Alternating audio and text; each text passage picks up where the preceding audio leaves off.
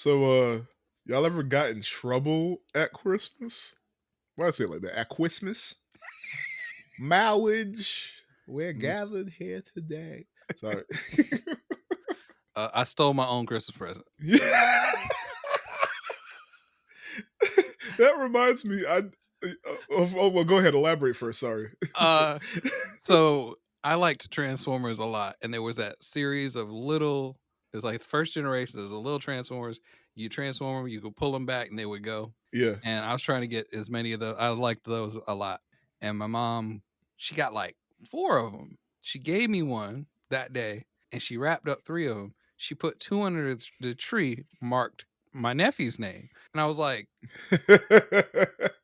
"All right, so that's trash because I don't have either one of those. I saw you buy them." So I don't know, like I don't And know your little why. kid brain couldn't figure out the con. Yeah, I was like, all right. So I don't know. She also put them like behind the couch. She didn't put them under the tree. So I was like, well, they behind the couch. She ain't even gonna notice. I just took one of them out, and because she's an adult, It's and not like she put them I'm a there. dumb child.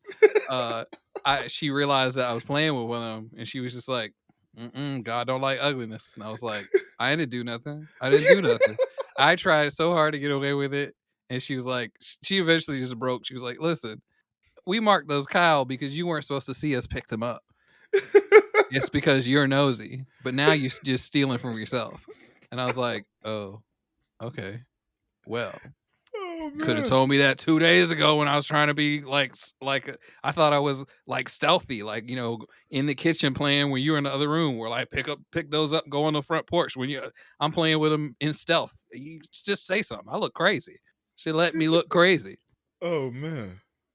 That's probably the most cut and dry one. Yeah. I got you. That reminds me, I didn't steal from myself, and Sherry hates this. This is one of our worst fights ever happened because of this. I did plan my own surprise birthday party once. But What?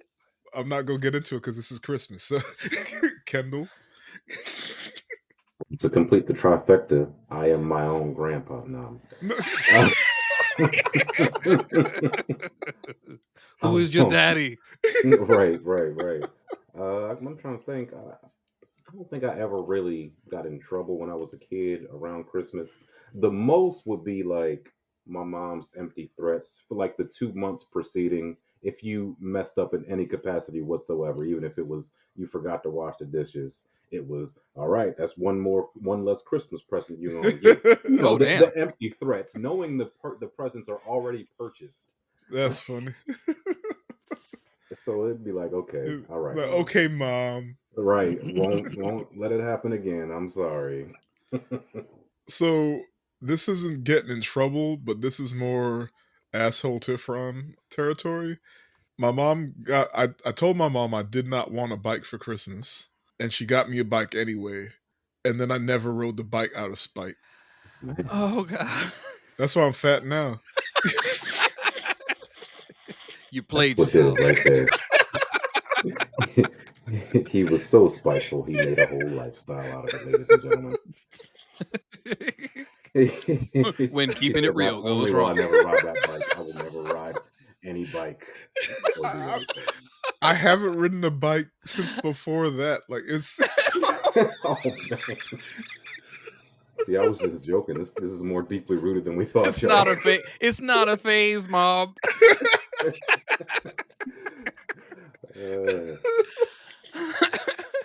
Well, on that note, thank you for joining us today. If this is your first time with us, we're the secret group of brown kids. Who are the secret group of brown kids? It's a secret, but you might be able to find us avoiding stress and several felonies by ordering our presents off Jeff Bozo's website on Black Friday. My name is Tiff Zilla, your host, and on this podcast, I make my friends watch movies with me and talk about their feelings. And on the panel today, Casper, the friendly wise man, Tim, and introducing Balthazar with his head on fire, Kendall. And the movie of the week is Jingle All the Way. We're starting our Christmas holiday movies. And this one, the secret group actually voted on is what we should do for the week. I was kind of surprised. I was too, and I've actually never seen it. This is only probably the third time I've seen it. Oh man. How do you not stumble into having seen this movie at least once in your So life? I say this every now and then. I didn't have cable growing up.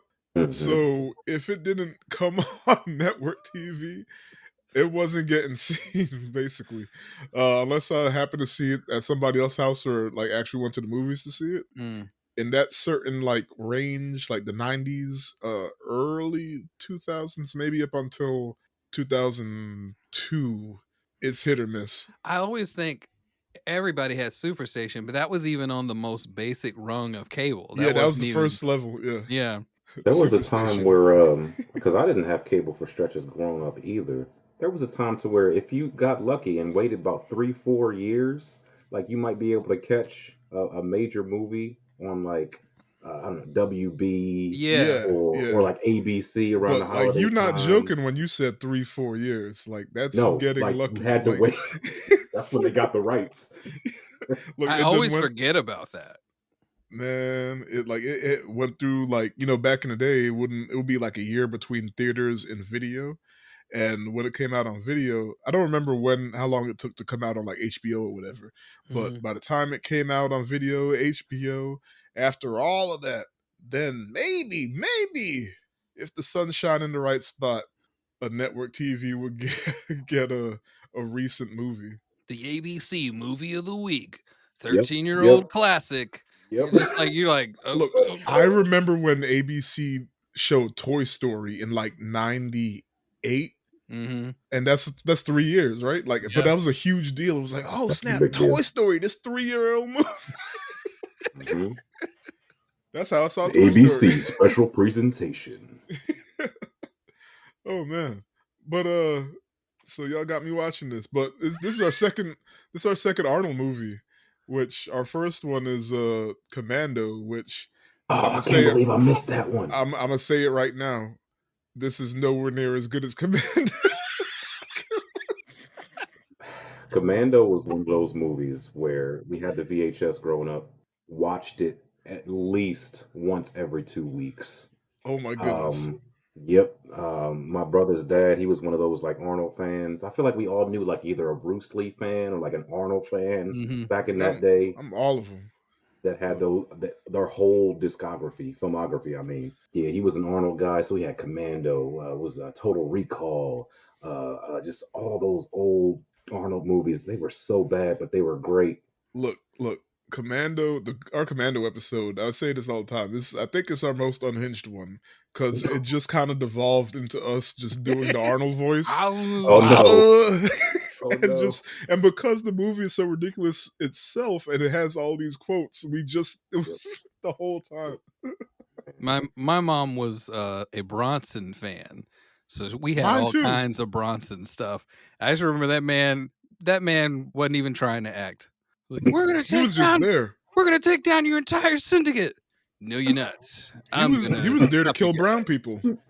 Yo, facts. I'll shoot everybody in this place before I let you take over this town. Because What all of his is he acting movies, yet? all of his movies were in the. You remember in the '80s, like they had this thing where it's like everything is just super crime, super crime. Like Mm-hmm. we have to take down the gangs and the vagrants and all that stuff. He was And in the slums of the slums when he was yeah, in the movie. yeah, and like that was like the big fear at the time. So all of because they were saying the crime's only going to get worse in like 20 years. Like think about like the Warriors. Like that's the whole crux of the Warriors is Mm-hmm. it's actually technically a sci-fi movie because it takes place in the future because at the time they were worried that like New York City was going to get just overrun by all the bad guys. So the gangs will take over New York and Mm-hmm. like that was the premise of the Warriors. Warriors is like 3 weeks before Escape from New York. Yeah, like It felt like that. but that's how you got all those movies because they were just afraid of like the this crime was going to go out of control. And then what happens? They lifted restrictions on abortions, and crime dropped. It's like, but oops. they didn't know that right away. They didn't figure that out until after the fact. It was like, oh, so they never got that like magnificent crime wave that they said was coming. Charles Bronson, like, so you made abortions and now there's less crime. How am I gonna have anybody to shoot? Exactly. Look, what was his movies again? Like his big one? He's had a friend. It was like They were all like 3 or 4. like negotiator, hitman, killer, stabulator. They were just like very like Hold on, I got it. my mom loved this man, and I was just like, all right, is he charismatic? Hell no. Hell no. he probably didn't even know he was filming movies. I thought it was just shooting guys. Death Wish. That was his first. Yeah. Yeah. Man, like I think it was like Death Wish 3 or something. I just remember him just standing outside just shooting, and it was like 200 brown people. Just all but anyway, Jingle All the Way is not that. We gotta watch a Brunson Christmas movie. Let's find out which one qualifies. Santa Claus is going to hell. I don't remember there being so many cameos in this movie, but I guess they're not cameos because none of the people were famous they yet. weren't famous yet, yeah. But now it feels like it's just stuffed full of cameos. There's one in particular I can't wait till we get to because you spoke him into existence. Like, Oh, God.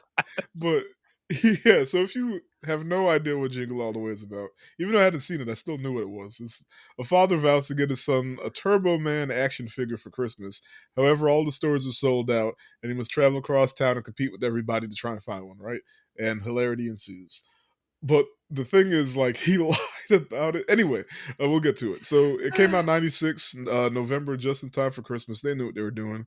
That's the year I graduated high school. Did you graduate in North Carolina or Ohio? Yeah, North Carolina. Okay. So like the year I graduated, this was the Christmas right after that. Okay.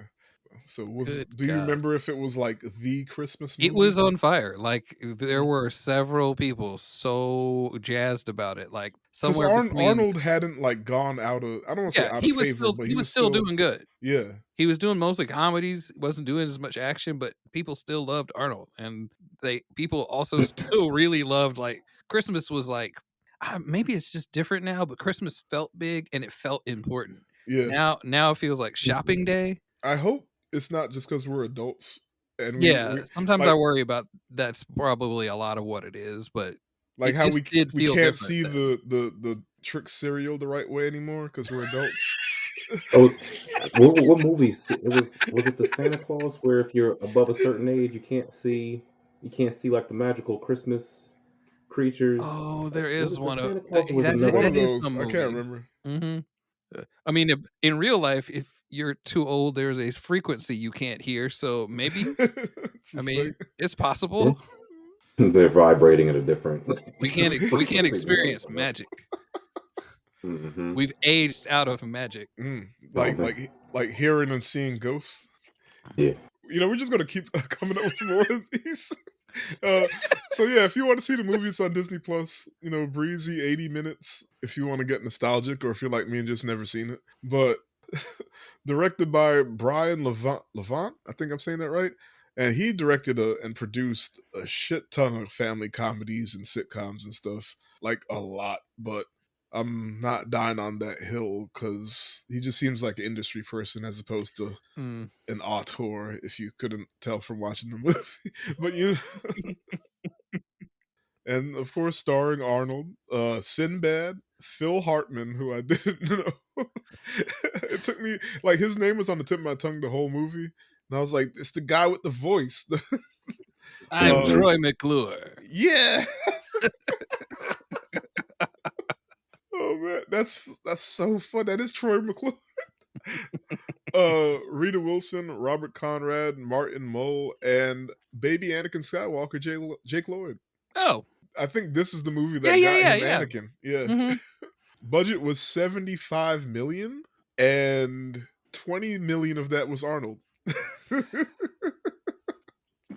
Well, hey, remember what we said? A $20 million actor? Yep. I really want to know what the new number is, because this is 96. So, like, 2023, the $20 million actor, like, how much did, like, Margot Robbie make off of Barbie. Oh Like man. she was also like she got like producer credits and stuff too. So she's making not she didn't just get a set fee. She's still making money off of it. Yeah. Anyway, Smarter way to do it. yeah. But yeah, so Arnold got 20 mil, but the budget or sorry, the box office 60 million domestic, international was 69 million, total 129 million. So off of, they made their money. Definitely made a killing off of that. If it was as big as a deal as you said, like I understand. And Rotten Tomatoes, does this make sense to you? Audience 39%, critics 20%. Absolutely makes sense to me. Yeah. Like it's a nostalgic movie. It's not. It is one of the movies of all time. But it is not particularly a great movie. But it's fun. It's wacky, like literally wacky, like Looney Tunes wacky. The balance between Looney Tunes wacky and a little bit more adult than I remember was a little off-putting. Like they slipped in some jokes. Yeah. But honestly, I can't believe the 20% for critics is that high when I think In a about way. it. Yeah, like it's not a critic movie at all.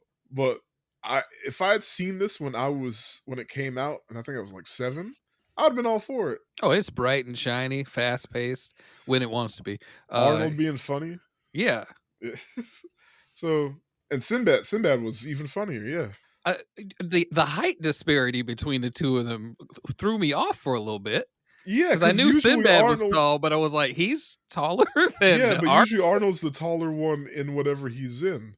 So then seeing Sinbad, him looking up at Sinbad was... Yeah, I was like, what in the world? And it's apparently only like 2 or 3 inches in difference of height, but it's like, dag. And then I said this before, like having met Hulk Hogan and being right in front of him, 6'7" is terrifying. Like, you don't belong anywhere. There's no places for you. That's why I'm like, I'm just in awe of Wemby, with the Wembenyana new basketball player. He's like 7'4". Oh God, yeah. He's 7'4" and skinny, so he just looked like Slender Man out here. They lie to us about aliens all the time. Right? No, he was tall boy. No one can save you. Shout out, no one can save you episode. Oh, damn. Sorry. Anyway, because at first they were like, "Yo, what is the league gonna do with him?" And like the Spurs were winning a lot at first, and then I guess they figured out how to shoot over his head or something, and like now the Spurs been on like a losing streak. Anyway, big oops. Yeah. So that's what Wembanyama reminds me of. This wacky inflatable flailing too, man. Mutombo watching him play like, that's not very good. No, I can do better. Not in my house. None of these people are in this, but one day we're gonna do Uncle Drew. Oh. So yeah, before we get going, shout outs. Shout out Jermaine, who he's my friend, and you're gonna look at me sideways, but I don't know if he's in Mississippi or Alabama, but I think he's the one listening down there, and he's been like hitting me up about how funny we are. So that's nice because we're not just funny in our heads. Yeah. I'll be in my car like laughing, like, man, I gotta tell somebody this thing. They go crack up. And then you do and they don't. They'll be like, okay. Look, I be like, I feel so bad because I'm weak in my car listening back, right? And I'm like, if someone knows what I'm listening to myself, they're gonna look at me sideways. See, like, sometimes, like if I like a coworker will come with me to like lunch or something, and then it auto plays, and they're like, "Are you listening to yourself?" I get the same feeling. I'll be like checking out some of my songs, like to see how my recordings are going, see how a demo song feels to me, and I'll be in the car doing stank face to my own music. And somebody catch like eye contact with me, I'll be like, they don't know, but they don't know why this is embarrassing. They know I killed it. Oh, and Ontario. I know we shout out Ontario a lot, but hey, they're real ones. We get a lot of listens from Ontario. And I'm pretty sure it's more than just one person. Yeah, that's pretty good though. It gives Yeah. me a little bit of confidence. Like we're funny in a place where funny is really important. Yeah. Shout out to Canadian Drake people and them up love there. comedy. What'd you say, Kendall? So shout out to Drake and them up there Oh. in Ontario. Okay. He gonna drop us in a song one day. He's corny enough to find us funny. I believe it. He'll just be like having somebody come in the room. Hey, come listen to this part. Like just this part. Yeah, it's funny as fuck. We'll know if we have one of our jokes pop up in anyway. So We're just randomly big from one TikTok of one of us saying one word. what would that word be? Now you got me wondering. Just Kareem going, okay. whenever I'm like rude to him and he does that mumble that you just gonna all right, okay. Okay. All right. So but yeah, I'm gonna remind y'all to subscribe to the podcast if you listen often and you haven't subscribed yet. Also share us with your friends. But moving forward, we about to spoil this movie. I know this 17-year-old movie, or no, 27-year-old movie, sorry. It's on Disney Plus in the 80 minutes if you care. Or you just want to listen to our voices. So I need to stop doing that with lemonade. I'm sorry. I got the You stay away from that Panera lemonade. Oh man, the Five Loco.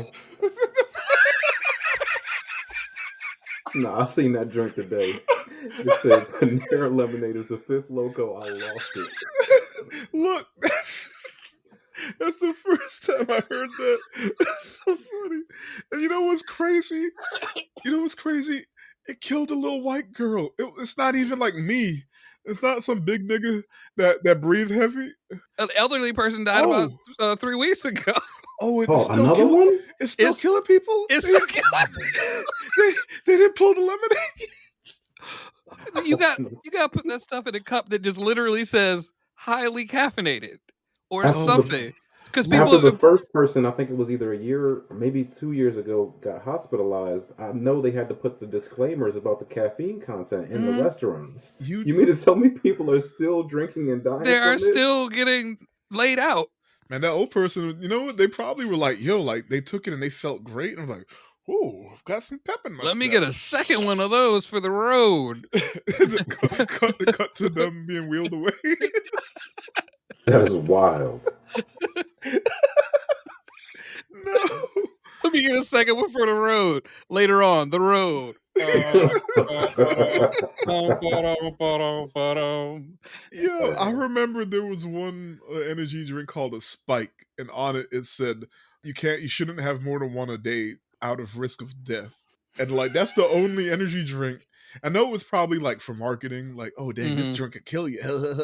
But like that's the only energy drink that took it so seriously. Look, I remember, I don't know what the hell I had. Monster or one of them, Nos, one of them. Because, IT folks, you drink them because you stay awake. So you But- can see the Matrix. Yeah, and like, man, the way like my heart started moving, I was like, oh, nah. I can't do this, boss. There's been a couple of All right. times when I either drank one without thinking about what I had already eaten or drank, or at least one time when I hadn't had a lot of water. Yeah. When it's kind of like, oh man, Why is my heart could- beating sideways? I Like- could see new colors. No one's Heart ever, beating no in 4 one's, dimensions as well. right? Like instead of just a regular doo doo, it's like doo doo doo, like it's the Law and Order theme. Like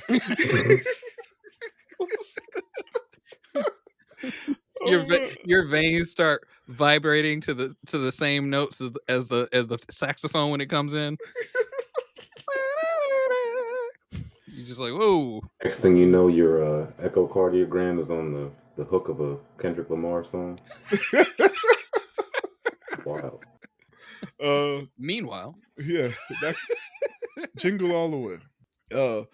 Film starts out in the Turbo Man show, which was definitely modeled after like 90s like Power Ranger, and like then it pans out and it's baby Anakin Skywalker, Jake Lloyd. He's watching it, right?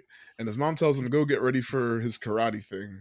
They say karate class, but it was like something special. It wasn't just a class. Like he It was was like an award ceremony, practically. yeah, like he was going up for like a new belt or something. It was every movie that starred Jake Lloyd. He had father issues of some kind. Hey man, and then he grew up to being a little messed up. But I'm not gonna blame that on his father. I'm gonna blame that on the rabid ass Star Wars fans. I still would have rather heard him say, "I hate sand." With that same scrunched up face. I hate sand. sand.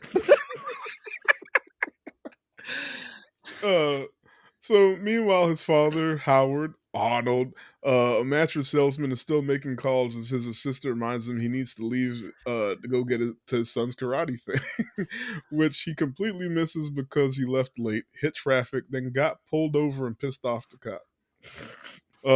Did not expect the cop to keep coming back, but that was great every time. Yeah, the cop cameos were very Warner Brothers.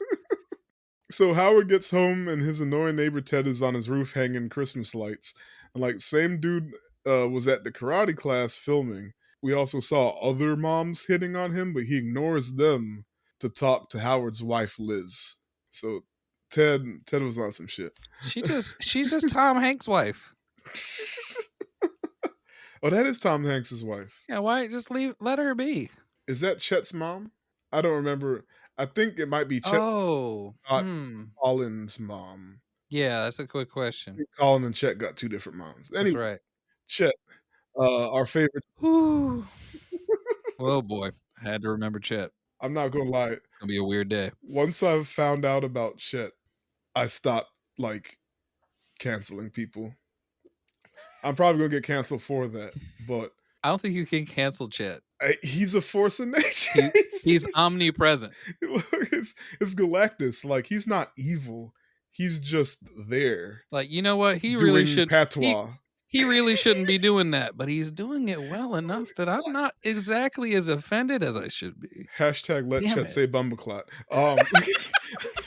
So Howard goes inside and his son is upset with him, and his wife asked him if he got the Turbo Man doll for Christmas, like she asked him 2 weeks ago, and like he lies.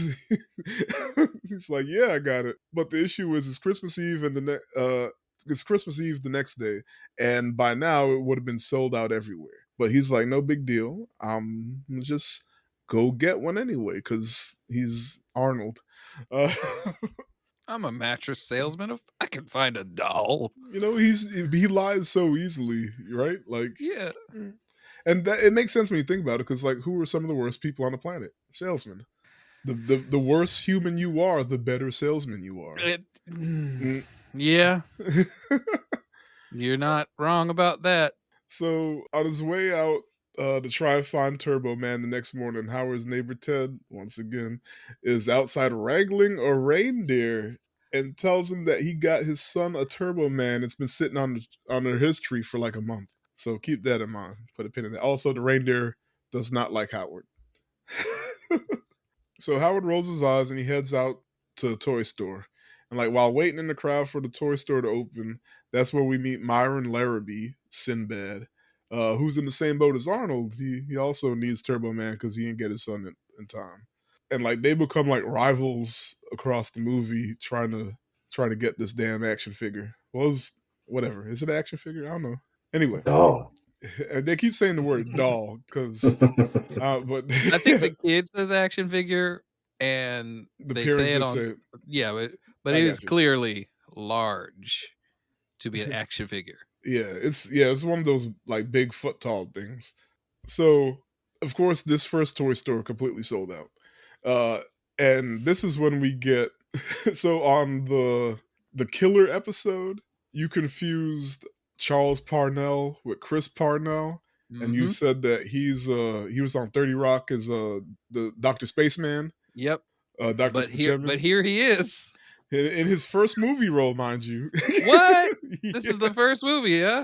Yeah. So it's funny that like you spoke him up like 3 episodes ago. And he's just hearing this bit part in his first movie. But he set the stage though, because the moment he's like, "You got to have some in the bag," he's really, and they just laugh him out of the store. Like, what are you Yeah, talking about? it's like, you think you could get a Turbo Man on Christmas Eve? Hey, everybody, he thinks he can get a Turbo Man. Whole store starts laughing at him, and he's like he's so confused. uh, he's like, "What? What's so funny? What?" It's like, you know what rewatching it kind of reminded me of, especially since I rewatched it 2 years ago in the height of this. Like, Mhm. remember the like completely oblivious parents that thought that they could just go to the store and buy their child a PS5? They just thought Yeah, that they were commercially available. yeah. That Yeah, they could just walk in. This is exactly what that scene reminded me of. Like, that's my reaction. I That's seen how it I happen. imagine they. I'm glad I didn't work at GameStop then, because I would have been just standing at the door. You here to buy a game, or you here to buy a PS5? A PS5. Hubris, please leave. Right, like, They were doing that, and they're like, people are looking at him like, "What? What do you mean you don't have a PS5?" Like, I can imagine there's some retail employee that just wrote in like regular marker, no PS5s, yeah, stuck just it so on the window. we don't have to. I remember they did that at Walmart. Yeah. So I pulled off an Xbox, but I still don't have a PS5 to this day. And did that with the, I think I tell you my terrible make a child cry Wii story? You should. Okay. So Ann and I have been together for a really long time. We just moved back to North Carolina from Ohio. Mhm, Wii is on fire. You can't get them. mhm. Like GameStop would have one Wii and sell out of it 5 minutes later. The stock was bad. People wanted them. So I'm looking for a job. I'm into GameStop because I've worked there in Ohio.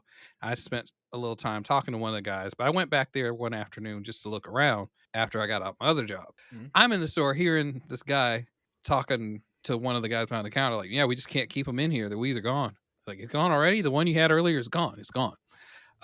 This lady comes in and she's got this crying child like behind her, and she's holding the baby. She's like, "I'm called about the Wii," and he goes, "Oh no, we sold that. I didn't.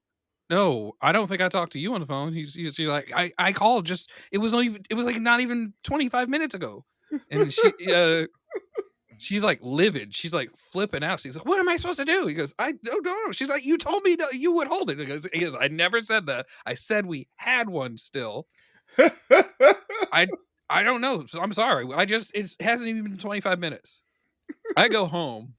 Ann says, "Surprise, I got a Wii." And I was like, "What? Ew, where'd you get the Wii?" She goes, "I got it at the GameStop just over there." I was like, "When?" She goes, "Today." I was like, "What?" She goes, You're "I just dropped in and they had one." And the guy was like, "Oh, that was fast." Someone mistook that Ann was the person on the phone, but they don't hold it. You're not supposed to do that. Mm, You could take pre-orders and you can reserve, but you're not supposed to hold an item once just in the store. So yeah. they were in the right to say we don't hold for anybody. But this guy, I think, just assumed that the Okay. lady was on the phone, just showed up. So he Yeah. just sold it to the first lady that was like, "You got a Wii?" Like, "Yeah." And I was like, "Ann, you about to hear some real cool shit." I told her that, and she's rolling.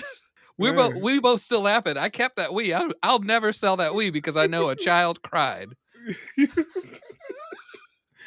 Oh man. Poor white child. You can't have a Wii. Yeah, yeah. Some kid didn't like, their Christmas was ruined, and they grew up to. I'm From the not gonna villain. say that. Grew up to be a bad guy. Yeah. So you could play Wii Sports. I'm happy Took him for right you. down the path of self-destruction. Do do do do do do. I mean, you probably used it to Do make music. do do do do. Fuck that kid. Fuck that kid. Do do do do do do do. Fuck that kid. What a Yeah. perfect story for this movie. So, but yeah, so the clerks tell him that a lady just bought the last one that she had on layaway, and she just walked out.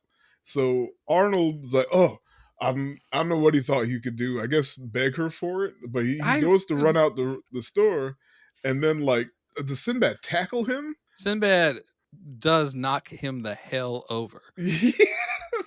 He puts his whole body into knocking Arnold Schwarzenegger through a display. And then Arnold gets a hold of a remote control car and uses it to like catch up to Sinbad and trip him. And then so And that is why Sinbad has back problems to this day. oh my goodness. Oops. And he in like a wheelchair? He's trying. He's still around. Got them genie wishes. Oh no. That's what I was gonna say. Why doesn't he just use his Kazam powers? No, Kazam is Shazam powers. But yeah, so Arnold runs outside and like he sees the Turbo Man in the back of a station wagon pulling out, and like he's running and he's chasing it and screaming, and like she just sees this giant man chasing the car, so she speeds off. She's like, nah, I seen Terminator. Nope. Funny, there's some lady in this movie in a car is the wrong Sarah Connor from Terminator. Oh. I'm not gonna go down that rabbit hole, but at some point she gets mistaken, and it's like, oh, that's not Sarah Connor. But That's like that actress is in this. That's pretty good. I don't know Random. if it's on purpose, but yeah. So after failing to find any of the toy store or toy store after toy store, remember those? Howard calls home for Liz, but Ted picks up the phone because for some fucking reason he's had his house. We do see the sons like playing together, but like you only got to be there. Yeah, he breaking the rules. Oh yeah, he's super bombastic and his ass doesn't let Howard speak to her either. I was like, sir, not in another man's house. Absolutely not. And this continues to happen too, so it's like it builds. But yeah, so Myron catches up with Howard and extends an olive branch, and he proposes that they divide and conquer and work together to find Turbo Men. And Howard's like, nah. Like he's holding a grudge against Sinbad. I work alone. Howard doesn't have partners. So then someone runs by saying that there's a late shipment of Turbo Man toys arriving at Mall of America. And like they rush off to their vehicles to go, but Howard backs into a cop's motorbike. And it's the same cop that pulled him over the night before. License and registration, please. Which I feel like is more than just a ticket.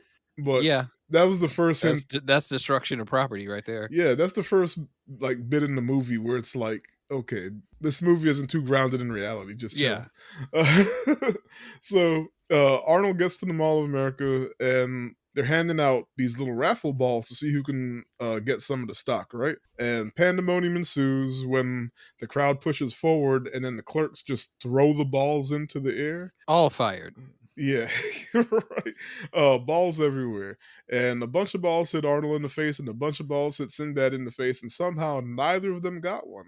All they had to do was like open their mouth. Anyway, I'm glad children don't listen to this podcast. Oh, they end up on the floor scrambling for the balls, and like they end up fighting over a single ball, and Sinbad pepper sprays Arnold in the face. And he gets up and like he starts like celebrating that he got one. And then Arnold's like, he got two. And then the crowd rushes Sinbad and like knocks the ball out of his hand. So then it starts bouncing across the mall and like Arnold chases it and he ends up in like I guess it's, what do you call that? Like I say playground, but I think there's another word for it. Yeah, there's a kids play place kind of thing at the mall. Yeah. Or like you know the McDonald's thing where you climb through the tunnels and whatnot in the ball pit. So he ends up in that, and like one kid gets it, and he chases her into the ball pit, and then like she sticks it in her mouth, and like he goes to like get the ball out of her mouth, and then he starts getting beat on by women with their purses, calling him a pervert.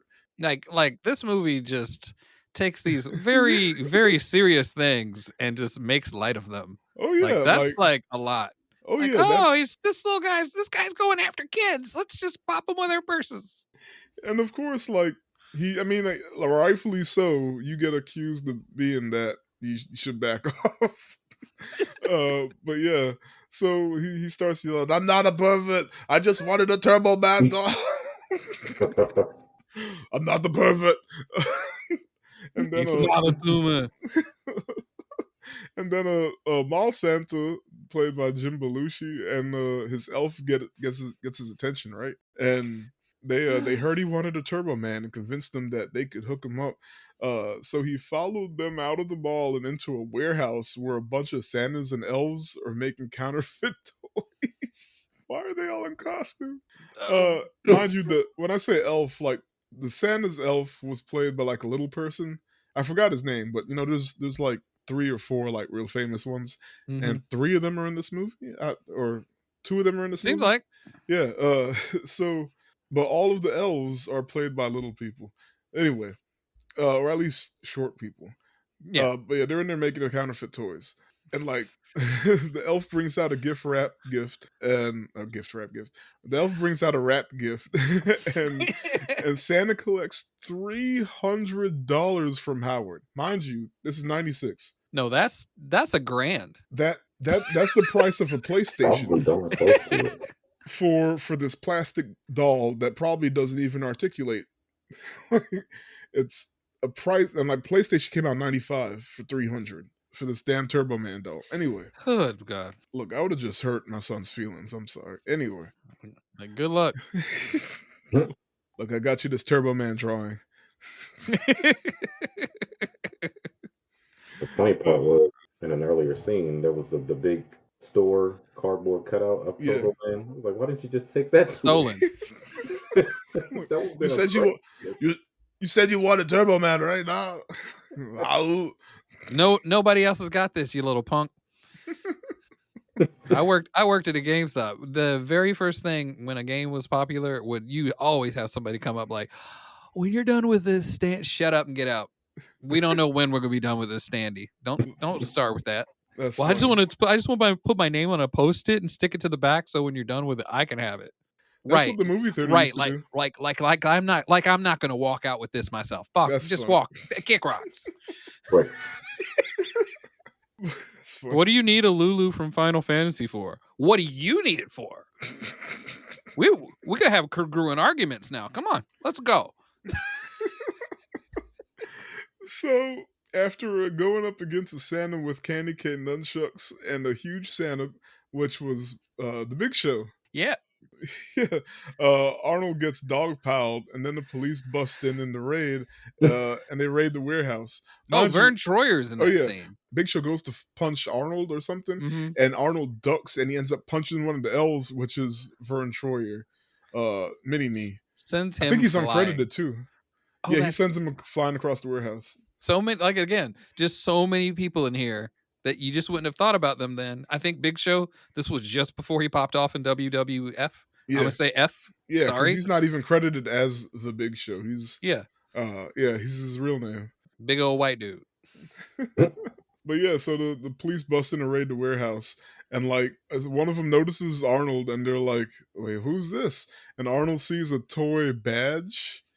He grabs the badge, and then he pretends to be pretends to be an undercover detective. Slick. And he acts his way out of it, which is kind of funny. So next, Arnold runs out of gas on the bridge. Anything that could happen, just all of it. Yeah, what's it? Murphy's Law or whatever. Mm-hmm. And like we see him try to get to a phone to call his wife, but his son Jamie answers, and like he's like, when he has to put his mom on the phone, he says, "I can't. She's next door petting Ted." And he's like, "She's what?" Just so many. Oh man.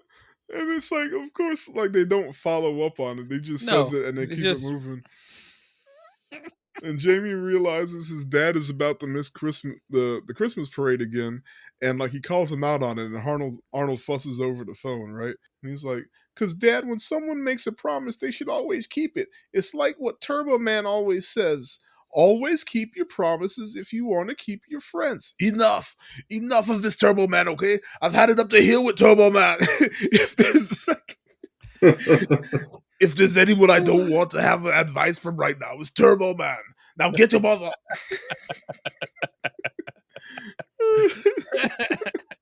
and Anakin is like, "What do you know about keeping promises? You never do anything you say you're gonna do. Not ever." Oh God. Cue guilt trip for main character. Oh So Arnold feels bad about himself and he goes to the diner to get some coffee and sulk, right? But then Sinbad pops up again and like they bond over being bad dads. Like Sinbad tells a story about not getting the present he wanted as a kid.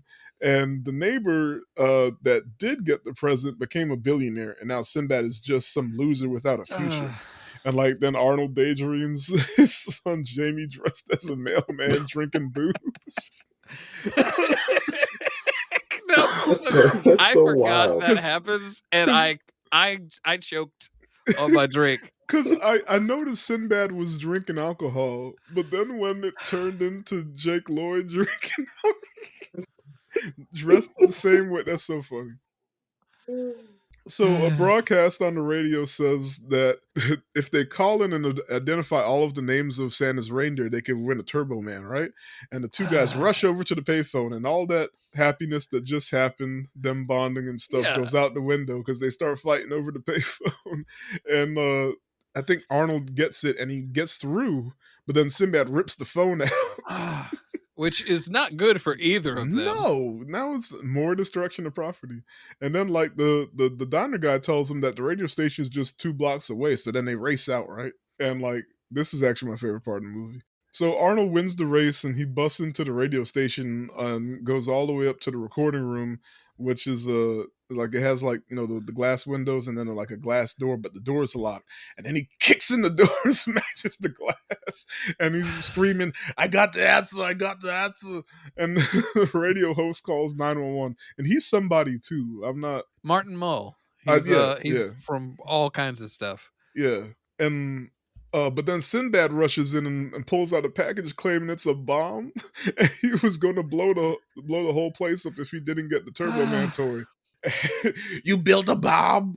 No, I didn't. But hundreds of these things come through the mail every day, and I just kept one just in case I ever needed it. Like, it sounds so plausible. Now give me the $1. I'm gonna blow everybody up in this place. Are you out of your mind? It's such a testament to the time that they could get away with terroristic threats Yeah, in a movie. Absolutely. This is pre That would 9/11. never happen now. No, you can't do that stuff. He said, "I kept the bomb in case I ever needed it." I was weak. So Sinbad accidentally flings the bomb, and Arnold yells, "Hit the deck!" And they drop to the floor, and the box lands in front of him. But then it starts playing Jingle Bells, right? And he Yeah. opens it, and it's just a music box. And Arnold snaps, and he hops up and puts Sinbad on the wall. And Sinbad's like, "Hey, man, I've been under a lot of pressure since they added the Zip Plus 4." That's a very 90s No, thing. and you know what? Honestly, I forgot that's about when that came out. I hadn't even thought about that at the time. It was like, whoa, What? that So- was slipping those jokes in for the adults. Side note, most of Sinbad's lines are improvised, and Arnold's responses to them. That's So they just let him ramble. That's the kind of humor Sinbad is good at, though.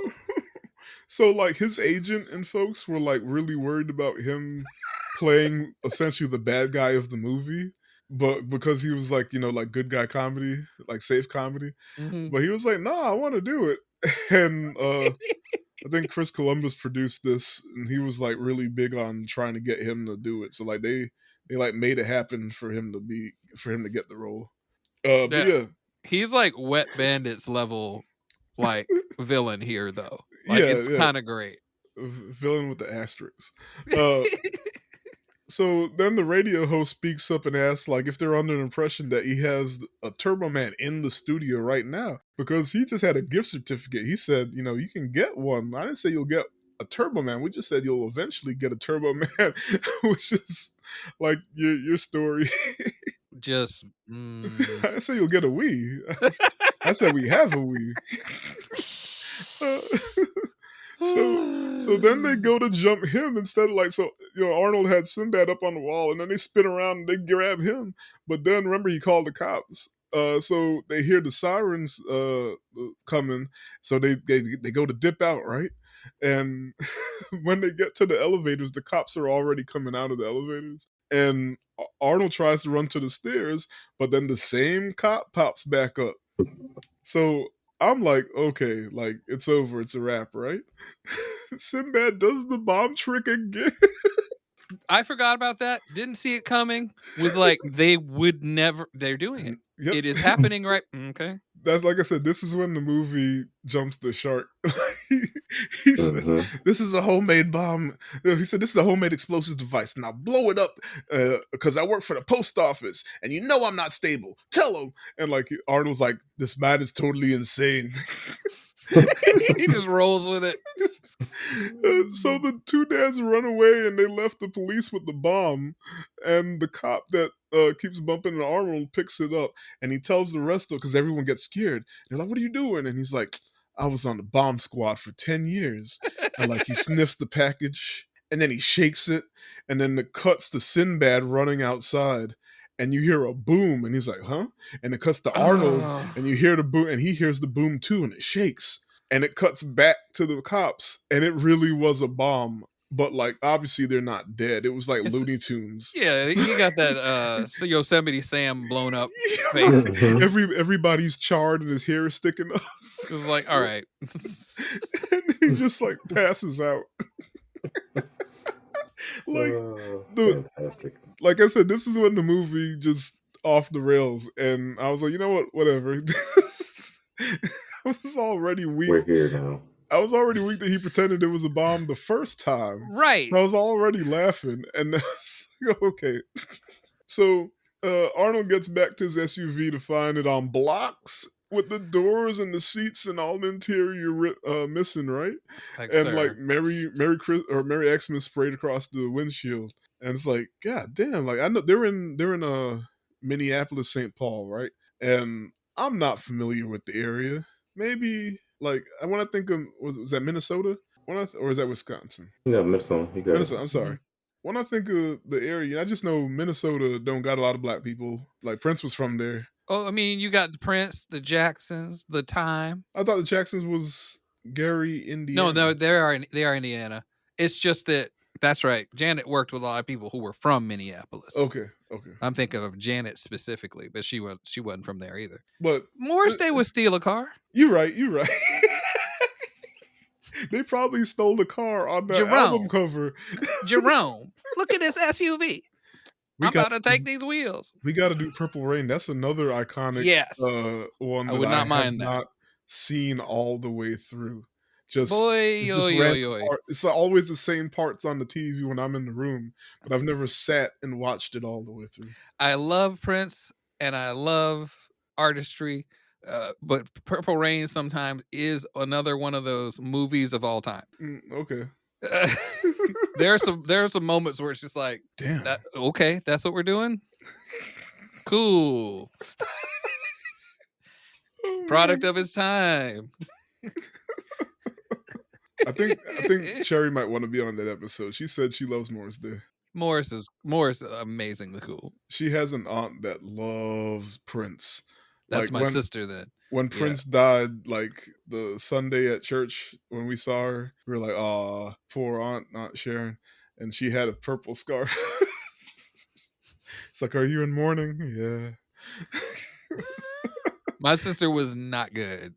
She was doing bad. She dressed as Prince multiple Halloweens when she in high school. So, yeah, we know a cosplayer who does Prince. Yes, I took a picture with him. Oh, yeah. Shoot, we know a couple now. Think about it, but is that the one that does the Prince of All Saiyans? No, the second dude I thought of was him. The first one, Brian. Yeah. Right. So Arnold gets back to his SUV and the sunblocks, yada yada, and he has it towed home where he gets out and sees through the window of his house Ted putting the star on his Christmas tree. Now this is a big deal because that's Arnold's thing, is he's the one to put the star on the Christmas tree. He's tall enough. To the top. No. And he goes, I'm out all day, and he's in my house, putting up my star on my Christmas tree. Never touch another man's rhubarb. And this is his breaking point, right? So then he remembers that Ted said that he had a Turbo Man under his Christmas tree, so he just kind of decided to kill two birds with one stone, right? Hey, that was my very first thought. Like, Ted's bragging. I don't like Ted. I'm gonna wait till Ted's out of his house. I wouldn't even gone into town. just I mean, waiting. Ted, your car on fire. Oh, I guess it wasn't. It's so funny. I think he just didn't think of Ted as a threat until this moment when he was just already fed up. It's like, what are you doing at my house all the time? It's weird. Oh man, so like this was the straw that broke the camel's back. Side note, I'm gonna circle back to the camel. Yeah, so while Harold is breaking and entering and stealing Christmas from his neighbor's son, Liz scolds Ted for putting the star on the Christmas tree, because like I said, that's Harold's thing. And Ted is like, well, he should have been here to do it. Where is he? Not spending time with his family on Christmas Eve. I can't even do the I was about to say the Troy McClure voice, the Phil Hartman voice. So then some carolers arrive singing outside, and like they go out to see, or Ted and Liz go out to see. And it's funny because like Ted's still trying to like lay the moves on Liz, and like he tries to put his hand around her, and she like shakes it off and pretends she's like no, swaying. So, and like Harold avoids the carol, he sees them too, and he avoids the carolers by going out the back door. But then he's hit with guilt because he realizes he's not just stealing like a toy from Ted, he's stealing his son's Christmas, and he's like, what am I doing? And he decides to put it back, but then he sees the reindeer from earlier, and I remember I said the reindeer don't like him. The reindeer charges Howard, right, and charges him. He chases him into the house, and like they're running around the house, messing up the place, and like during the chase, somehow Howard kicks the head off of one of the three wise men decorations that, mind you, they're outside. They're giant. They're like outside decorations, but they're in Ted's living room for whatever reason. And like he kicks the head off of Balthazar and it flies into the fireplace. Another thing, if Ted over at the neighbor house trying to get his wife, why he leave the fireplace on? Absolutely. This is Ted's fault. Yes. I know Arnold is breaking and entering, but this is Ted's fault. So the head flies into the fireplace, but then he gets the reindeer locked in a room. But then the smoke detector goes off and he sees the head on fire and he tries to like stomp it out without breaking the head. And he just ends up kicking it through the front window, and the flaming head of the wise man lands in front of the carolers, and they scream and run away. And Ted walks up and he's like, "Oh, Balthazar." And at the same time, Liz notices Harold inside the house. So they go, her and Ted go in, and like Liz is scolding him, right? And here's the thing, like Liz goes inside and he's literally standing there holding the stolen present. He had time to throw it. Yep. But I think he was just like, I don't know, flight or fright or freeze, whatever. He was frozen. And instead of throwing the damn present, pretending like he was in there for whatever reason, or maybe I would have pretended I saw the smoke and I came in to stop it out. That's true. Like a very open, honest, like, what's going on in here? Your house is burning down with a terrible husband. Why would you leave the fireplace on, Ted? You goofy goober. He could have did that, but he didn't. He just had the damn... Anyway, it's like all the ways you could have gotten out of this. True. So like Liz or Howard tries to explain, but Liz scolds him for doing exactly what it looks like. Like he's stealing the present. I mean, because... Yeah. You can't explain why you're holding the present. You could have... If he didn't have it, he could have gotten away with it. Barely. But yeah. So she says she's going to go to the Christmas parade with... Anakin and Ted. And Ted, and like Howard's left, feeling sad. And on their way out, Ted turns to Howard and he's like, "You can't bench press your way out of this one." Like, you such a wild line. Whoa, right? It's like, almost like Flanders, like. Yeah. Yep. He's so corny.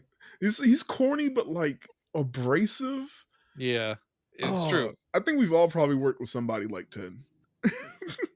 Oh, like I did we miss the one thing I kind of wanted to zoom in a little bit on? The kids are outside and like when Jake Lloyd, Anakin's all like, "Man, your dad's so neat." And he goes, "Yeah, but he didn't used to always be that way. Before him and my mom split up, he was a turd, but now he's great. Maybe your parents need to get a divorce." I was like, "Homeboy, That's funny. homeboy, homeboy. No, no, no, no, no, no, no, no, no, no, Yo, no, no, no, no, chill. no. You leaning in too much." That's how I know. That's how I know you are a uneducated white boy, because you looked at only the positives of this. Only the positive. Your mom is gone. Yeah, She didn't even ask to have you. that's right, because he's with the dad. You with The dad. mom gone. The dad got the house and the kid. What happened? Usually, when something like that, if it's the opposite, Mom got a Mustang and she's gone. She well, out. she left her family. Mm-hmm. She's Like, like, if nah. it's that scenario where the dad got the kids in the house, the mom left them. Mm-hmm. He's like, but dad's real cool now. That's not a positive. I miss that whole part. I think I remember him saying maybe your parents should get a divorce. I didn't catch the first part. Yeah, that was just before the poorly executed Arnold phone call. I never want to take advice from Turbo Man. So yeah, then the reindeer busts out the room and charges Arnold again, and he fucking uppercuts it and knocks it out. What do you say? He You goes, picked the wrong day. "Hey, you started it." Side note: this is a callback to Conan the Barbarian, where he actually punches a camel. Yes. Haven't seen that in forever. That was a good movie. With reason. What's his name? What's James Earl Jones' character? Is it Tulsa Dude? Yes. Well, he got the fresh perm. That relaxer was laid. Like, oh man. Oh god. Well, yeah. So Howard sits in the backyard drinking beer with the reindeer. And he gets an idea and heads to the parade. I guess he's sulking, but he's also like, now that him and the reindeer are friends. Yeah. They boys. He's like, I gotta go, reindeer. So Ted and Liz let the boys out as they go try to find parking, right? Ted tries to lay on the moves on Liz, and Howard sees this because he got to the parade in time. And like, and he tries to stop Ted, but then he bumps into the cop. The same cop. Now he has like his hand. It's funny. He's carrying coffee and he has his hands wrapped up in bandages from the bomb. Yeah, just but that. he's still on duty. They need to send him home. He's not at the hospital. No, he's back at work. He ain't got no family. He's just like, nope, got to secure the city. Go get us some coffee, bomb expert.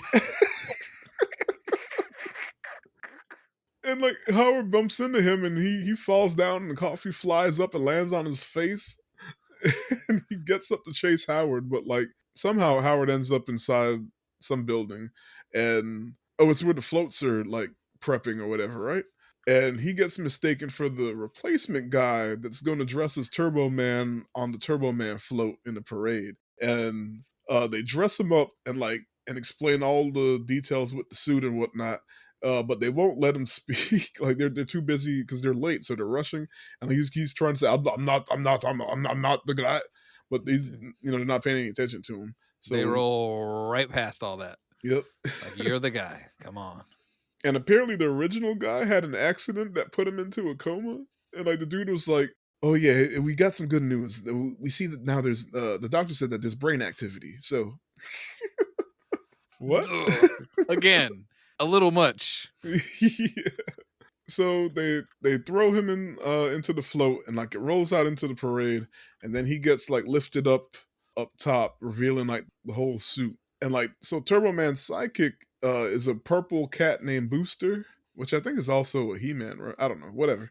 Yeah, it's technically a He-Man Cringer reference. The actor is also another wild cameo. He's a bully in Revenge of the Nerds, from right? Revenge of the Nerds. Yeah. Nerd? No, he's not. He's not Booger was yells one of the out. weird. He was on the Nerds team. Yes, he's just like the gross nerd. Basically. Yeah. He's like, where's my hug? He's like the gamer one before Yeah, Like they were gamer he's nerds for the real. proto gamer nerd. Yeah. The Best blueprint. tournaments. It's funny.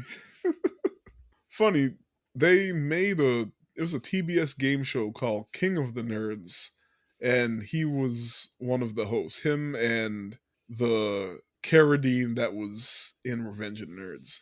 It was the Oh Can two you of jeez. please them. remember that show? How long ago was that out? 2010, 2011, somewhere around there. Fun I feel fact: like I've heard of that, but I season never saw two it. had a scientist up there named Mujiga, and she's one of the random Science Channel scientists that be popping up in shows Oh, now. And like I remember the first time I saw her, I was like, where do I know her from? And it was like, oh, it's fucking it's King of the oh, I Nerds. do remember that show because they'd have like a specific, like this person knows all about books. Yeah, This person knows all about like yeah, physical sciences. This guy's a dick. yeah. She was the astrophysicist. Yeah, that's funny. But yeah, so Revenge of the Nerds, and also that's the other spot I remember him from. But yeah, so he's a Turbo Man psychic booster, and he tells him all the stuff he needs to do aggressively because it's like, why don't you know these things? Oh, he was like, wave, you idiot. And that includes picking a kid from the crowd to get a special edition Turbo Man toy. And of course, he picks Jamie. And just as he's about to tell him that he's his father, the Turbo Man villain Dementor slides down onto the float from a rooftop, right? But it's Myron because he he knocked the dude out and tied him up and stole his suit. So like Myron has completed his The progression into it's the the movie villain villain. transportation Villain. transformation into the full villain. Oh man. So of course Myron tries to steal the toy from Jamie and Howard holds him off for a bit until the mentor's henchmen pop up and hold off Howard while Jamie runs away and like Myron chases him through the streets and like up to a rooftop. And then Booster, who had been punched off the float, got jumped by kids, tells him, use your jetpack. So Howard does, and it's an actual jetpack. It's a little too real. Yeah, and this is how the original dude ended up brain dead, I guess. And like, of course, Howard doesn't know how to use it. He just started it. So dude's Yeah. flying and zipping, and even in another Looney Tunes part, because at some point he flies into a building and his head is just like, Yeah, he's like just oh my god. So yeah, so he's flying all around the city, and he completely misses saving Jamie the first time. And like Myron chases Jamie up a Christmas tree decoration that tips over, and it leaves them both dangling over the parade, right? And and then Myron like he pulls the toy out of Jamie's book bag, but then he oh no, yeah, he pulls the toy out of Jamie's book bag, and but by now Arnold's back on the street, like he landed safe enough, and so Anakin was like, "Yeah, use your I forgot what he called it, but it's like a boomerang." And so he throws the boomerang at Myron, and of course it flies past, and like Myron starts gloating, and then it flies back and gets him in the back of the head, and he falls, but with the toy. And of course, there's a police float that was in front of the Turbo Man float, Yeah. and that's where Myron lands, and of And course guess who's there? all the cops, Including Bomb Cop. yeah, They're remembering just that there. They just hey, it's that guy. pull the guns out on him. This cop is like Officer Jenny from Pokemon. He's It's just just everywhere. Oh man. It is like Officer J. Funny. So yeah, and then Anakin starts to slip himself and he falls but Arnold uses the jetpack again and this time he saves him. Yeah, he's just fight or flight. Now he knows how to use it. Yeah. So then they do like a lap around the city flying and Anakin's all like, "Oh my god, Turbo Man, you're so cool." And like whole time this dumbass child doesn't recognize that it's his own father and he has a transparent visor. Yeah, it's barely It's just a orange. visor. It's a visor that covers his eyes and it's orange, but you can see your father's face, kid. That's the man right there. Anyway, so Liz runs up to Jamie after they land, and he says he wishes his dad were here, and he feels bad for being mean to him on the phone. Then Howard takes off his see-through helmet, revealing his identity. Your daddy loves you. To the surprise of his to his daughter. I am the daddy, and this is what I do. And like his wife is impressed. Like Liz is like, "Oh, Howard." And then the unlucky cop comes up and presents Jamie with the Turbo Man toy that he took from Myron, and the cop's like, "And as for you, Turbo Man, we could use a man like you on the force." And Arnold turns around, revealing his face. "Thanks, I'll keep that in mind. Oh, I'm sorry about the bike, and the coffee, and the bus, and the bomb." And like cuts to Liz's face, and she's like, "The bomb?" And the cop just kind of like, it's like he's in shock. He tries to shrug it off, but he looks like motherfucker. Because at this point, it hasn't even been 20. It's not dark yet, so it hasn't even been 24 hours. No, and he's bumped into him like 5 times. Like technically, the way they talk, all this stuff has happened within the same 4 hours. Yeah. Because he didn't leave the house any earlier than like 10. They did And say the parade's not going to happen at like 5 in the afternoon. It's like he ain't been out that long. That's right. It hasn't started getting dark yet. So it gets dark at 4:30, like now. Fun fact: they filmed this parade scene in May in California. Oh, so he was hot as shit in that suit. That furry suit too. Oh my goodness. Yeah. So, but in the spirit of Christmas, Jamie runs up to Myron, who's being arrested and pleading about what's he going to tell his son on Christmas morning. And Jamie gives him the toy and says it's for his son. And he's like, "But what about you?" And he says, "I don't need it anymore because I have the real Turbo Man at home." And then the crowd picks up Arnold and cheers, and they carry him off and yelling, "Turbo Man, Turbo Man." Then the movie ends. Oh. And did you know that there is an after credit scene? I've never known that. I would have cut the movie off, but I just left it playing. Okay. And so there's an after credits where we see Howard finally get to put the star on the tree. And like Liz cozies up to him and asks, after seeing all of that, all you went through to get Jamie that toy, what'd you get me? And it cuts. Yep. And they actually added that in after the fact to set up a possible sequel. But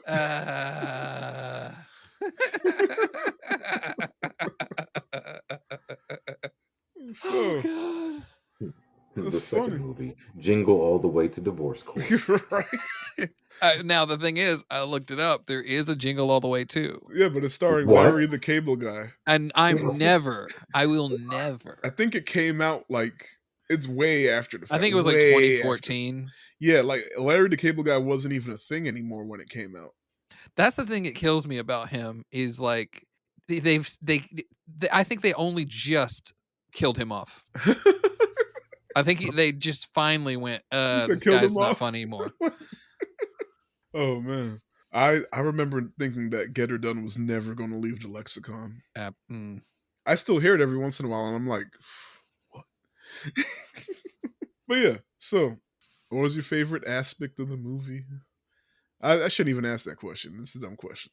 What's your favorite scene? I feel like the bomb scene is a little much. I love that. That's my answer. But I like it.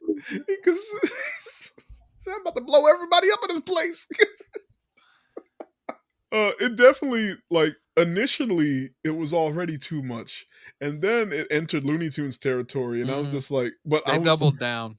I respected how stupid it was. Like, and then how they filmed it. Because you didn't think it was gonna. Because nothing like that had happened yet in the movie. Nothing completely out of reality, right? So when it cuts to Sinbad and you hear a boom, and then Arnold and you hear a boom, and like the screen shakes, I was like, hold up. Did they just kill these people? If I was in charge of cutting that movie, I would have like not shown the callback scene. I would have just like showed them look around and then gone to the next scene. I would have just left it out. That is great. So you don't see the cop until later on when he chases So Arnold, you and so you and then spent you're like, you spent "Ooh, 20 minutes okay." thinking that they just murdered. Look, Ren couldn't make this episode, but if he were here, hey Cap. Hey, Cap. Every time. Every time. Favorite scene had to be the ridiculous Santa Claus warehouse fight. Oh my Like goodness. it was just so ridiculous. Yo, when And the then dude popped up with the candy cane nunchucks, and even all the elves were ready to square up. I was like, but then the nostalgic child in me, not knowing since the last time I had seen that movie that the Big Show was in it. that was the Big Show. I'm looking, I'm like, I was like, hold up. I paused the movie. Yeah. That's exactly what I did. I didn't even look it up. I was like, nobody else is that big. And then they had That's the a particular nerve that scene to was. punch Vern Troy.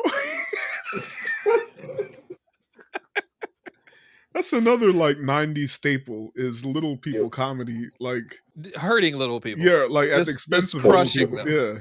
Oh my goodness. But yeah, I mean that was good. And he pretends to be a detective. He's like, I'm an undercover detective. Yeah, this whole operation is insane. Yeah. And they're like, oh, we're sorry. Any cop with 2 days of training would believe that. Yeah. And it's funny because he even did like when he flashed the toy badge, it was just as soon as the dude goes to actually look at it, he pulls it back. And he just starts yelling. But yeah, is there a favorite quote? I think it's a tie. I have a 3-way tie Okay. between what's it? She's outside, she's petting Ted or whatever. Yeah. That Boy. and he's like, she's what? That I'm sick of Turbo Man. Why would I take advice from Turbo Man? And I'm gonna blow everybody up in this place. He actually has a lot of good quotes too. I wish I wrote down more No, Sinbad like quotes. most of the Sinbad quotes just crack me up. When we first see him, he goes on a barbershop rant about how they're making the toys cheap on purpose, which is also kind of true. Well, now I can't even remember if you mentioned it. When they're all standing there in line trying to the store at first, he gets so intense and so hyped up. White people. He starts choking a lady. He grabs a lady and he starts to choke her. And I think it's the fur coat lady that is leaving later with the doll in the Volvo wagon. So she's like, oh, these people again. She's just like, men's in this part of town is crazy.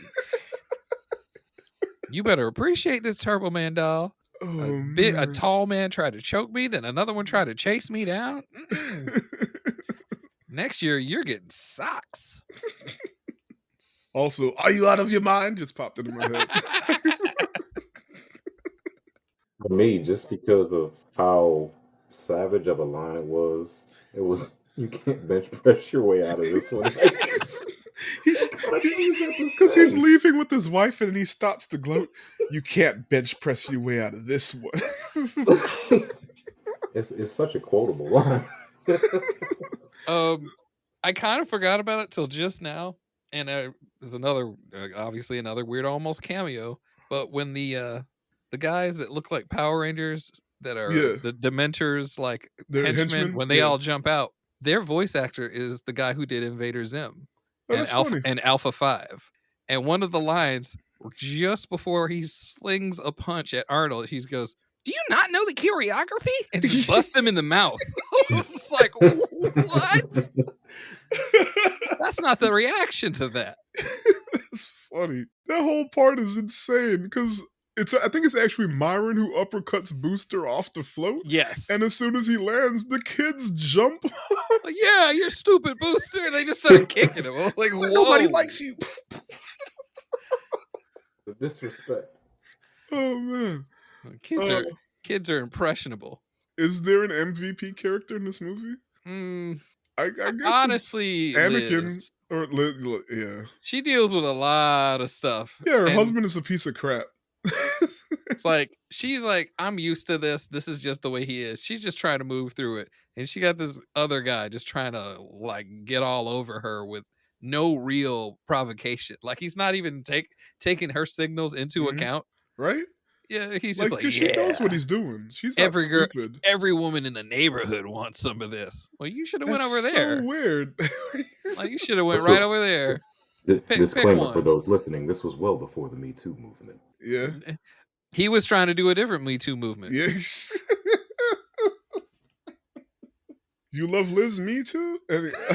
But for some reason in the 90s, like back the comedy around this time, like I forgot that like the desirable divorcee dad is a thing. Yeah, just I don't know why, but because I remember like there was like because I remember other things would make that joke like he's divorced and like he's the women like him. But then like so yeah. 10 years later, I remember like The Simpsons. I don't even know if it was 10 years, but The Simpsons did it where Milhouse's dad is divorced and he's just the most pathetic. Absolutely. Which is probably closer to reality, I guess. Yeah, that's probably what more of them are like. Yeah. So I think MVP character is Anakin because he gave his doll away at the end. Yeah. Side note, I gotta agree. were they just not arresting Myron anymore at the end? Yeah, I guess they just decided to not arrest him because a little white kid gave him approval.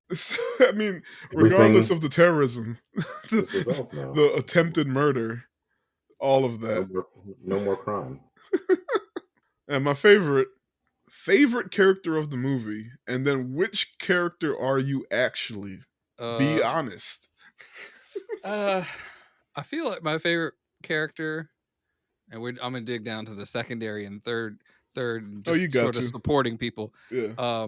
I feel like one of my favorite characters is shoot, I can't think of his name. What do you do? The other little boy. Okay, yeah, I think it was Johnny was the Ted's son. Because he just had this veneer of like everything's great because my dad buys me stuff. He didn't think about nothing. He's a little chubby. You know if he says, "Dad, can I have 4 Twinkies for dinner?" Of course you can, son. Like that shit was happening all the time. He was in heaven. He didn't give a he didn't have a care in the world. I think there was a second part where like in the car on the way to the parade, Anakin's like he's sad about his dad, and then Johnny puts his arm around him and like, don't worry, Turbo Man's gonna be at the parade or something like that. Yeah, it's like it's like you can always count on Turbo Man. This fictional character, cool shit. Now that I said that, I get the joke because the dad ended up being Turbo Man. Hey, that's pretty good. Foreshadowing. Yeah. And technically, and throw this out again, something I thought about like in the middle of watching it was the characters that play Turbo Man and everybody in the opening TV show part look far too much like the characters you meet later in the movie. Now like I need to go back and watch. The little kid that's the president's son looks a lot like Anakin, and then the president's wife looks a lot like Rita. Actors and right. actresses. They didn't have to play the same people, but they got people who were pretty close. Even the Turbo Man was as big as Arnold, so it was just kind of like little cute Christopher Columbus stuff. But if I am a character in the movie, the person I really am is Chris Parnell at the Toy Story. I know. If you didn't say it, I was going to call you on it. I was like, you literally like, told the you story. You think you get a Turbo Man today? Nice. You want a PlayStation 5 for? Okay. Just start. Good job, Weisenheimer. I gotta second that. Just having worked retail before. Oh God, yeah. Sure. So, who's your favorite character, Kendall? My favorite character it's got to be Sinbad's character, Myron. Come on. I feel like there's like a missed opportunity for a backstory of how he just became like this obsessive, broken father that just is trying to get I didn't even say that like the whole time, or when we meet him, he says because this is why he's dressed as a mailman. Not only is it his job, but he's supposed to be delivering the mail, and he's not. Work. He's throwing packages. He's dumping the mail out. Yeah, when they were racing to the radio station, he's dumping the mail out, trying to find packages to throw at Arnold. And like, can you imagine how many reports he has against him? He acknowledges it. He was like, "They're just stupid Christmas cards from people you don't care about. Just hear from once a year anyway. Who cares?"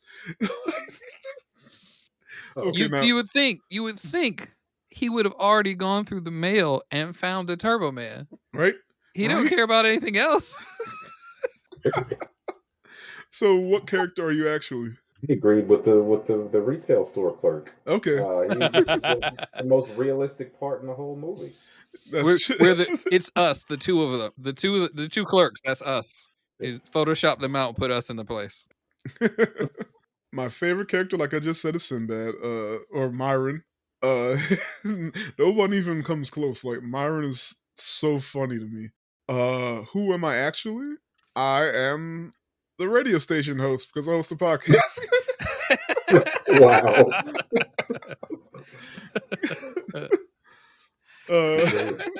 Welcome to the secret group of Turbo Man lovers.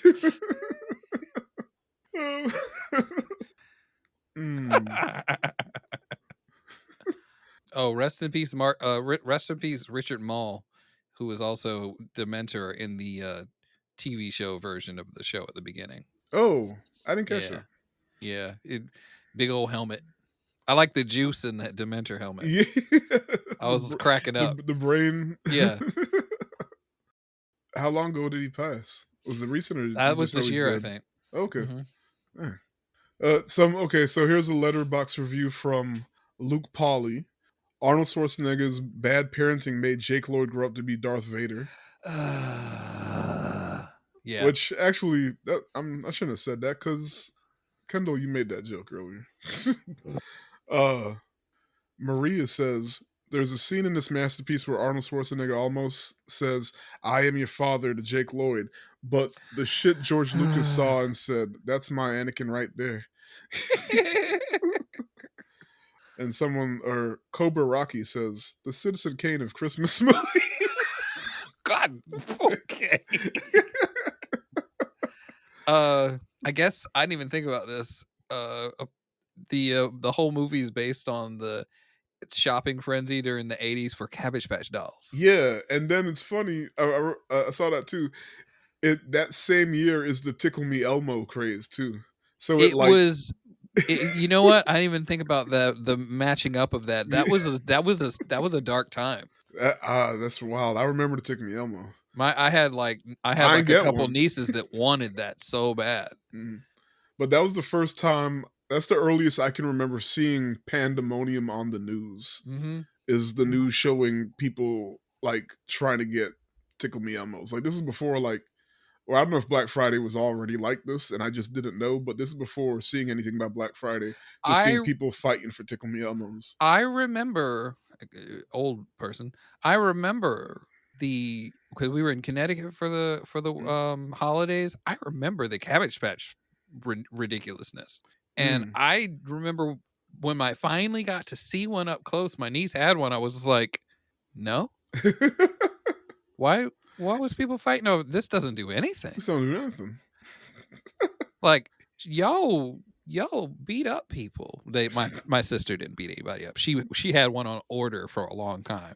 But you guys went through a lot to get this, but I can't have the G.I. Joe battleship. What's this? Can't have a Ghostbusters firehouse? What's that? No love in this house. I just found. Did y'all know this? It says producer Chris Columbus wanted Joe Pesci to play Myron, but he was deemed too short at 5'3" next to Arnold Schwarzenegger, who was 6'2". Schwarzenegger had previously appeared in 2 films alongside Danny DeVito. Yeah. Yeah, it was Twins. Twins is amazing. Yeah, there's we joked about doing Twins too. Twins is good. Twins is my jam. I'm happy Sinbad was in the movie. That Danny DeVito would also made a funny movie. Just the scenes where they're fighting, either they would have taken them or it would have been completely ridiculous. But like when Sinbad and Arnold fought, like it was believable because Sinbad's taller than him. But so they were actually like going at it. Yeah. But if it was Danny DeVito, it would have just been like wild. You know, like it would have just been the Vern Troyer scene. Oh man. So Brett Shoot, I hope I'm saying that right. He says Turbo Man will defeat Thanos. It's the right color scheme. Yeah. and Matt the Snapper says, "Put that cookie down now," and which I forgot. I literally wrote that down at the Yes, bottom that's of my one of the thing. best quotes. I didn't even think about that. He says, "Oh my God, your wife's cookies are out of this world. Who told you to eat my wife's cookies? Such a Put that wild. cookie down now." I'm sorry, that's The my favorite innuendo. quote. Damn. How'd I forget that one? I literally wrote it down. But yeah, so final thoughts. Anything you want to add? Any in conclusions? Anything you didn't already say? For me, it's just that I love this movie for how ridiculous it is. Yeah. I mean, I Um, understand. I think it's one of just those classic. Like if it's on, I'm gonna sit here and watch it Mhm. because it's a good time. And that's Um, what I wanted when I was asking y'all for y'all movies. I get it. I understand now. It's a fun movie, and I don't have any ill will towards it. It is goofy. It is you kids can watch it while you watch it. There's enough going on that it's just still good. Like it was okay, very very 90s, and I was like, "Oh, okay." And then it got to the radio station scene and Sinbad pulled out the bomb and I was like, "Oh, this is a Tifron movie. This is stupid." I love Yeah, I'm gonna blow everybody up. And like when it goes off the rails, I was like, okay, I get it now. I mean, even Mhm. at that point, they had already done the warehouse. When and like even though that's kind of ridiculous too, like the bomb made it go up 2 more notches. They're just like really thematically all over the place, but like Mhm. fun. Yeah, and then like I gotta love freaking Sinbad's ascension to villain. He's For literally real.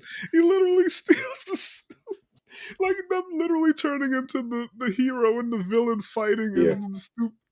Okay, little you get a half a chef's kiss. I get it. it takes us talking about the other day, entering my villain arc to a whole different level. Absolutely. That's funny. That's it's a dumb movie, but I like it, and I understand Yeah. why people love it. So I Mhm. appreciate it. Do y'all feel like this is the type of movie that would already have been remade, but not just remade by anyone, remade starring a certain duo in Hollywood that are the best of You talking friends about Rock and Kevin Hart? and Kevin Oh my Hart? god! Oh, When you said Doesn't remake, I was like, doesn't this I don't. It doesn't feel need to be remade. And then you said the certain duo, and I immediately knew who you're talking but about. but you know what I'm talking about? Doesn't this feel like it's a it movie that they would do? yes. Yes, that's funny. And you But just you you just have kind of Kevin like, Hart just being like, "So I'm Arnold." You're like, "No. Why no, would you why you're would not. I why can't I be Arnold?" I can see that. He's gonna Oh, argue for it, knowing good and well he's not getting it. He's gonna keep arguing about it. Oh man, oh my goodness. good stuff. That's a great hypothetical. Thank you. Because now I want it to happen. Right, just look out for it. Look, It's on I'm the writing the horizon. screenplay. I'll throw a few bucks your way. And just for just to keep the Rock interested, there's a scene in the jungle. We go. You gotta have a tan shirt. He has to have the tan shirt on. There you go. He's not a mattress salesman. He's a jungle tour guide. Uh, all right, ratings. Oh yeah. So we'll revert back. I know last week I used numbers, or the last time I was on, I was using numbers. That was a special edition. Yeah, that was a very important moment for me to really get out there, like give people something they could understand. But this is one of those which I'll go back to my recommendation style. I would recommend this to people just off of the pure insanity of it, and just to have something to counteract someone who brings up Die Hard. Yes. Thank you. It's like you don't got uh, to say that every time. Like you could have said Gremlins, but you You But saw that this, post on Facebook and you made it your whole Christmas oh my, personality. yeah, you made it your life. Like there are people. And I think I've told this story either on here or to you. I had a guy unfriend me over that mess. Oh yeah, you did tell me. I was just like, are we really doing this? Like he stopped talking to me. I was like, all Yeah. right then. I almost got fired because I went on such a rant at work. It was anyway. That's why I have a podcast so I can channel my rants to the 15 people that listen to us in Hey, Ontario. the color purple is a kids movie because there's some kids in it, I guess. So look, I am not opposed to just for the folks who didn't hear that episode because I can't even remember what episode it was. The folks, I'm sorry, I'm not opposed to classifying Die Hard as a Christmas movie. My compromise was okay. It's not a traditional Christmas movie, and the traditional spirit of giving, loving, being being with your loved ones, all that. And people try to argue that it is, and I was like, no, it's not. There's killing in it, like Krampus. Krampus is not a traditional Christmas movie. It's kind of like a deconstruction almost. You're doing the opposite. So, and it's fine. You can have non-traditional Christmas movies. It's a thing. Like Yeah. I'm still letting you have the title of Christmas movie. You're allowed to sit on this council. We just won't I make you think the that, ranking there member. should be a classification when you say a Christmas movie or really any holiday theme. Like, is it Christmas in setting or is it Christmas in content Yeah, and because Iron Man 3 theme? is a Christmas and setting movie. In fact, Disney Plus added it to the list of Christmas movies, Oh and I was boy. like, y'all funny. But like, whatever. I mean, it's fine. It's fine. Like they made it happen. Like it was not originally a Christmas movie. Director just ran with it after it became a thing. Yeah. Whatever. Mhm. It's a thing now. Something isn't a big deal until people make it a big deal. Okay, it's a thing now. We're here. I'm letting you have it. I'm letting you have it. Just don't get mad if I say it's just not a traditional Christmas movie. All right, now I just made categories, and now you're mad at that. Whatever. Well, Anyway, yeah, but for sure, I would recommend this movie over that one between the two. gotcha. Kendall, you can rate things however you want to rate them. It don't got to be my rating system. However, like Kareem uses cabbages.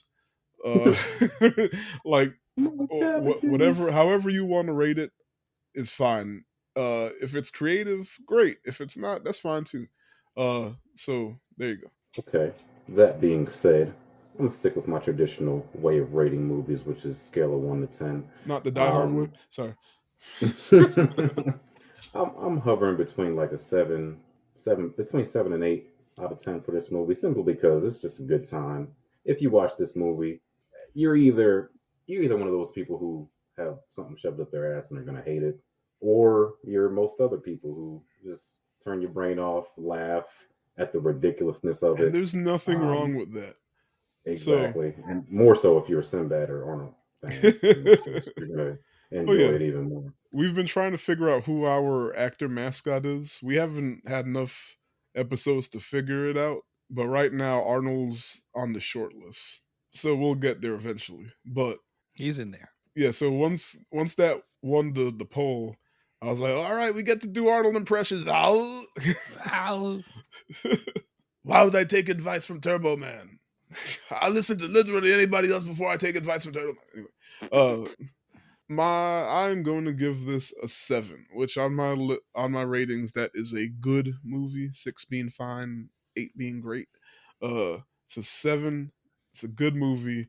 I wasn't feeling it at first. It felt very by the numbers at first, and then it completely went off the rails. And I was like, "Oh, this shit is stupid. I love it." And I also understand why like people love it for being so ridiculous. I don't know if I'll be at the point where if it's on, I'm gonna just sit and watch it. But if nothing else is on, I'm gonna watch it. Have it on the I, background while you do and the dishes. yeah, like I want to get it for my collection, my DVD collection. Nice. I'll probably wait till it's on sale if I could find it on like how they have like the Christmas movies for $5 bin or sometimes Mhm. Walmart does. I'll probably scoop it out of there. I don't need to get the criterion of this. There is no criterion of this. Yeah. There never You will be. don't need the special features. But yeah, I don't need all the fancy steelbook edition. But Hmm. I'd like to add it to my collection, and I'll see if I could try and get my son to watch it later. Will he Yeah, sit down through that? maybe it's going to be rough in the first half, but when it starts getting goofy, he might. Like, or unless he might be running around and then come back and look at it every once in a while. He's that stage. He got through the Grinch, the 2018 Grinch. He sat and watched the whole thing. So he's getting there. I almost have a movie ready, son. I'm excited. You don't want to watch the shit I want to watch though. Not so bad. might be a while. But yeah, it was good. That was fun. Sign off, plugs if you got any. Tim? Same as normal, D&D Sluggers. Nothing super big going on right now. Still got my last EP on Bandcamp. I'm adding songs to all the time. It's called Check on Your Friends. Come through and listen to that on Bandcamp, and It's a good listen. come by the Instagram for some other goofy stuff about my dog and his inability to hold his shit. That's D&D Sluggers, right? On Instagram or on everything. Yes, Yeah, every single thing. D&D All Sluggers. All right, Kendall's, you got any plugs, any social media you want to share? Anything going on with you? You don't have to. No plugs, but if I can just say, it's holiday time. I know people get stressed out. Just think about your families. Think about people who might be less fortunate than you. If you're having problems with family or friends, try to patch it up. Life is short. We're losing more and more people every day. Should be a happy time of I year. like this energy. Say I love you. I love you guys. Happy holidays, everybody. Oh wow, we need to get Kendall back. Yeah, Kendall's making the mood good. Right? Yeah. He brought in the fresh Christmas candles, got the house smelling nice. He's all about it. Dang. Got that Just fancy nuts roasting. Oh well, he sings too. Look at that. Usually by now we would just crack like endless bad jokes and peace out. But look at that. Kendall left you with some wise words. You know what? A wonderful welcome. All right. You gonna come back, Kendall? Of course. Of course. I mean, once you in the secret group, you can't get out the secret group. Blood in, blood out, nigga. There's only one way out, and it's a secret. Oh my God. That's the first rule. There is no way out. Look. So dark. Look, we gave him too much information. We have to remain in the shadows. This was good. No, thanks for having me, yo. We can follow the podcast on Threads, on Blue Sky at SGBK Podcast. You can email us at sgbkpodcast@gmail.com. Please subscribe, like, share, yell at us online. And you can follow me personally. I got a letterbox at Tifron, and I'm also at Tifron on Blue Sky. And I'll leave you with this. Where's your Christmas spirit? Oh, wait, I can't leave you with that. Next week, we're doing Boxing Day on Amazon Prime. A West Indian Christmas movie. Well, it's a Boxing Day movie, but it's a Christmas movie. Holidays. British West Indian at that. So get your accents right. No, don't do that. We're going to do it. I'm sorry. Oh, I like your accent. Yeah, British West Indian movie on Amazon Prime. And continue our Christmas run. All right, guys. Later. Cool. Take care. Adios.